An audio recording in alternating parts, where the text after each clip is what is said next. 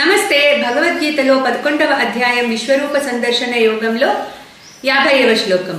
సంజయ ఉవాచ ఇత్యర్జునం వాసుదేవస్థతోక్త్వా స్వకం రూపం దర్శయామాస భూయః ఆశ్వాసయామాస చ భీతమేనం భూత్వా పునః సౌమ్య వపుర్మహాత్మా.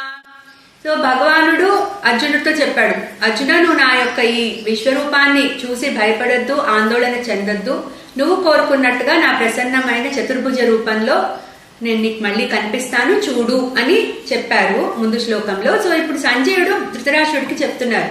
ఈ విధంగా అన్న తర్వాత భగవానుడు ఇత్యర్జునం వాసుదేవస్థతోక్త్వా అంటే భగవానుడు అర్జునుడితో ఈ విధంగా పలికి ఏం చేశారు?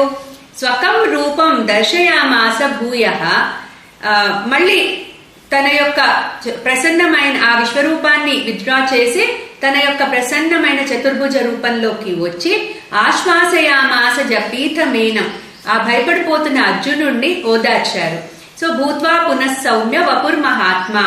సో ఇక్కడ మహాత్మా అంటే విశ్వరూపుడైన భగవానుడు గురించి చెప్తున్నారు. అంటే సర్వవ్యాపకమైన భగవానుడు ఈ విధంగా మళ్ళీ అర్జునుడు కోరినట్టుగా తన ప్రసన్నమైన చతుర్భుజ రూపంలోకి వచ్చి అక్కడ నిలబడ్డారు అని సంజయుడు ధృతరాష్ట్రుడికి చెప్తున్నారు. క్లీన్ కృష్ణాయ నమః.